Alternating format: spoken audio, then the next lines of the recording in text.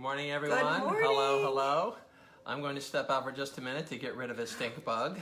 Oh, we have a little friend. So- He's not calling me a stink bug. We actually have a little stink bug sitting there. It must be spring. Woo! We're very excited. So, today we're going to talk about cupping, another ancient modality that is part of traditional Chinese medicine. And part of our medicine that I absolutely love is that we have many tools in our toolkits, one of them being cupping, as well as like acupuncture, herbs, nutrition. And we're going to go through a bunch of them because many of them you can actually do at home. And I love that because he's back, bugless. So many of them you can actually do at home, which is nice because then you can take the healing to your home, and you know we're spending a lot of time in our homes right now, so it's good to be able to do that. So cupping has been around for a couple thousand years, and studying the history of it, it's interesting because it was originally they used these animal horns to do it, and it was used for like snake bites and skin lesions, and this was way back when. And pulmonary tuberculosis. I mean, there's all kinds of stuff they used it for. I think that this is like the way back when. It was like the snake bites and skin lesions. And then it developed into like you said, like tuberculosis and the different illnesses, a lot of lung illnesses. And we'll talk about the different benefits of it as well. Cupping most people find it very relaxing. It actually gained quite a bit of fame in the Olympics. Michael Phelps and all the swimmers, the U.S. team at least. Yeah, to see them show up for their... Was it Beijing or I don't know how long ago it was? 2016? That was London? No. Was that London? Am I even getting 2008 was Beijing, 2012 was London. So, yeah. So anyway, they showed up to their meets, these swimmers, especially Michael Phelps, very prominent because he won all the medals that year. Most Olympic medals of anyone. And he would show up and he'd have all these little circular marks, and that's one of the things that can happen with cupping, and that's one of the side effects that we will talk about as well. So we should probably talk about what cupping is first. Mm-hmm. So cupping is the application of cups. I was talking about before they were made way back when. I've never seen the ones fashioned out of like animal horn, but I have seen bamboo cups. They were bamboo for a little while. Then they moved on to glass, plastic, and now the ones we're going to show you are silicone. These are very handy because when you have them at home, they don't break as easily. We have the glass ones at work. We use them a lot. And I like them, but these also you don't have to use flame with, because with the glass ones, the bamboo ones, the ones that are not plastic or silicone, you're actually using a flame to create the suction. So what happens is this creates a suction on the skin, and it actually draws the skin up into it. And this will be used in a treatment. Some places are using just cupping, but this will be used in our clinic. Usually it's an adjunct to acupuncture. If someone's very scared of acupuncture or the needles, or they're just leery, they're not sure, they want to try it, we sometimes will do just the cupping, instead. So, and can I comment on one part of that that's interesting? When I was an intern, we're talking about 30-some years ago, I was reading, it was in San Diego, so it's a border town, so I was working on this guy, Mexican-American. He said, oh my God, I did cupping on him. He had asthma. And he said, oh my God, my grandmother used to do that to me in Mexico when I was a boy. Yep. I mean, it's been around the Egyptians. There's records of 1550 BC of doing their version of cupping. It was big in the United States and Europe in the 1800s. So it definitely was done here. So if you talk to No, that I didn't know. I didn't know about the U.S. part. Yeah. And then in the turn of the 20th century, with all different technology, it kind of got put by the wayside. Some form of cupping, right? Yeah. So it was used. It was kind of a tradition that got passed on from the Eastern world to the Western world, which happens to quite a few things. So true. So this forms a suction. If I was using the glass ones, we'd have a lit cotton ball actually that we hold on little tweezers or hemostats, and then we warm up the inside of the cup. We take the flaming cotton ball out, and then we put the cup down, and it forms a suction. These silicone ones are so handy because we can do it at home very simply. And we're going to talk about first the benefits of it, and then I'm actually going to demo the cupping on Rick's arm. Yay.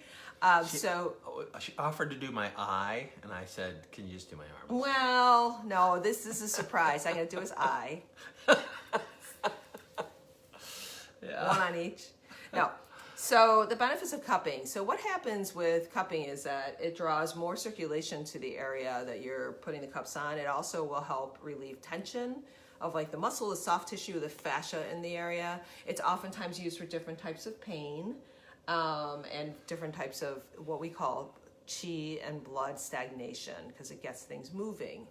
And in ancient China, they said that 50% or half of all diseases could be cured with acupuncture and cupping. This is back 1228 BC. That's my little Chinese proverb I had up there. That's kind of, I like that one. Yeah, right? yeah. And what is it? They say that where there is stagnation, which Laura just mentioned, where there's stagnation, there is pain. Relieve the stagnation helps relieve the pain. Yes, So, that's right.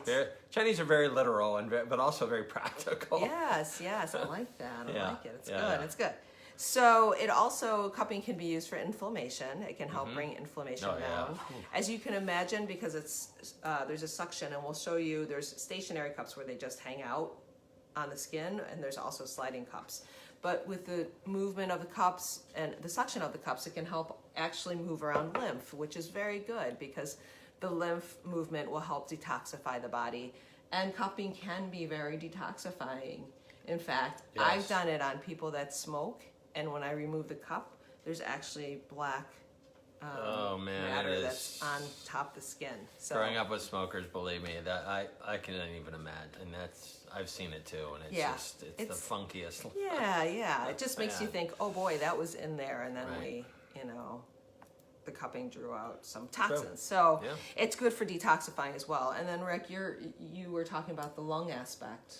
Yeah, so what I've traditionally used it for, non-stagnation or pain, is for asthma, lung congestion, which of course we're dealing with now. And even people that have postnasal drip that kind of feels like I feel like my lungs and throat are all full. It's, phlegm drip during the night when you're sleeping. It's just great for getting that moving because that's a form of stagnation too, that kind of collects and just is not moving. That's what stagnation is. It's stagnant. Think of water in a pond just with scum on top of it, not moving. So we want to get things moving. Chinese use a lot of water elements like river, stream, and things like that. Right. And so, we want to get things moving like water. Yes. So I've often done it on the back and the front of people who have congestion or asthma or chronic cough, something like that. And of course, all of these techniques we talk about, safety is the utmost. We ask them, they say, do you have, there's a whole checklist we'll go through. We just don't throw cups on everybody. I've done it on kids. I've done it on kids with asthma. It's great for kids. Oh, kids love it, actually. Really they great. really like it. It tickles. Yeah, we call them like little octopus kisses, and they love it. And Yeah. sometimes, needles can be a little bit daunting for children, but Right. actually the majority of them do incredibly well. Oh, yeah, they do. They really, really do. Yeah. And this is a nice technique to send home with parents to use on kids with asthma, because the thing about using the cupping, you will see the results pretty much right away. Yes. Yeah. So if That's they're what I like having- about cupping. Yeah. It's pretty immediate. Yeah. So if they're having some asthma issues or a phlegmy situation with their lungs, or adults as well, and you do the cupping at home, it can really help out with that. A quick anecdote to that. One of Wyatt's best friends we know and had complained about neck pain and had this, and he said it had helped his neck pain so much, shoulder pain. So this is back when we were treating in the clinic. It's just such a, regardless of age. I mean, you don't do it on babies. We don't do it on babies. I want to say that. Right. When I say children, I mean, anywhere like over 7, 8, 9, 10 years old. Yeah. Not little toddlers. I haven't, at least. I think you can do it on them, but Right. you probably would do different size cups. So you're These going to would be see better, here. The flame might be a little daunting, but I think that absolutely done on all different ages. And but- Serenity Carlisle does it for facial, right? Yes, Does- Right? Serenity, who is one of the acupuncturists at our wellness center, that is she's a specialist in facial rejuvenation, actually does on the face. So these are different sizes. Here's this one. You can see it, the silicone. And it's flexible, right? Yep, and you would be able to use this on somewhere that's a little bit bigger, like the low back, somewhere a little more fleshy. This is a medium-sized one, and this might be on somewhere. This is probably the one I'm going to use on Rick's upper arm.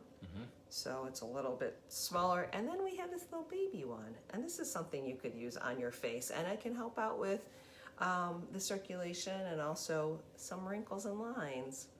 So this can be quite handy. All right. Next time you see me, I'll have 7 cups on my face if it's good for wrinkles and lines. Yes. Yeah, there'll be 3 on my forehead, 1 on each side of my face. So there's something called stationary cups. I talked about that, where they just stand still. And I'll show you that first, and then we'll show you the sliding cups, okay? Yep, sure. So let's see if we can see your upper arm well. Woohoo! Gun show. Ready for the gun show. He had to do that. That looks more like a water pistol. Yeah, no. Yeah, it's not really a gun. So I'm going to move this down a little bit just because I think it'll be better. Okay, so I'm going to show the stationary cup first, and I'm just going to take this. And what you do is you push this top protrusion down, and you put it right on there. And when I push it down, I'm going to let a little bit of air out the side, and then I'm going to close it up and let it up, and you can see how it's sticking now. He's got the cup on. That's it. I'm just doing this so you can see the angle that it's easier to see. Yes, that's great. You can stick it out like that. The next one I'm going to do is sliding cup, and I'm using... And it feels so good. It's just like this. It's like somebody just, not a pinching, it's just like this kind of pulling up your skin. Yeah, it's like just such a great feeling. I love that feeling. So I've got some lovely aromatherapy body oil. And I'm putting that on because that makes the sliding cups easier. So we'll put a little bit of oil on. If you're at home, you could use any type of oil that you have. You could go in your kitchen and use olive oil or sesame oil. That would work.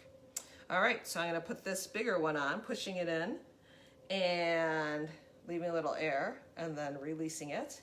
Okay, and there it is. You can see. All right, and then you can move it, slide it up and down.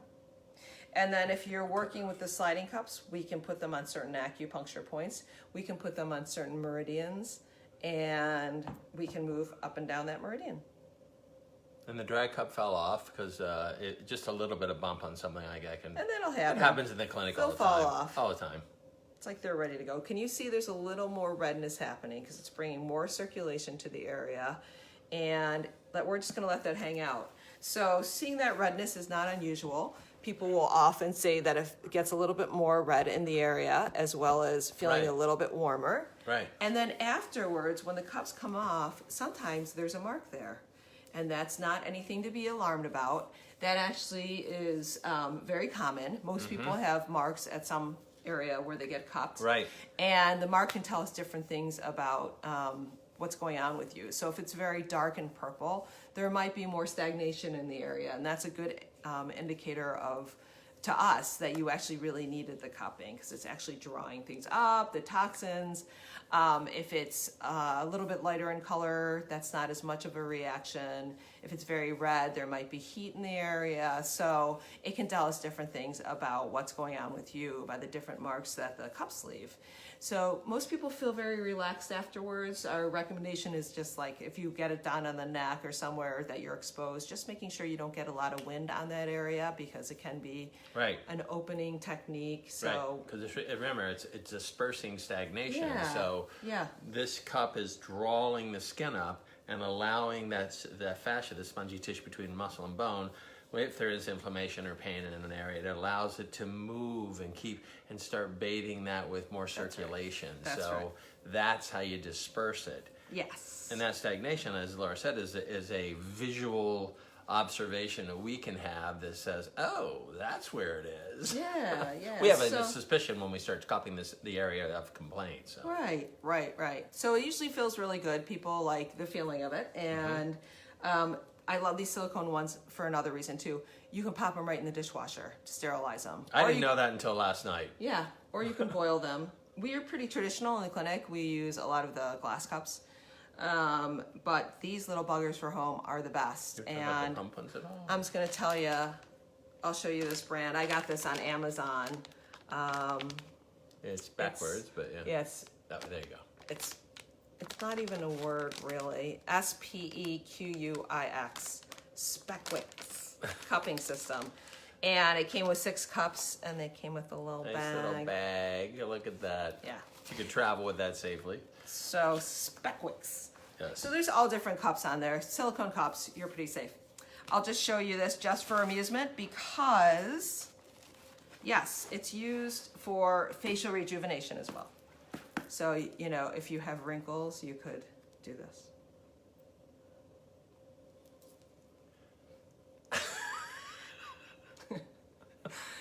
All right, with that, If I went to act like a narwhal today, I was just, a unicorn. You read my mind. Have a good day.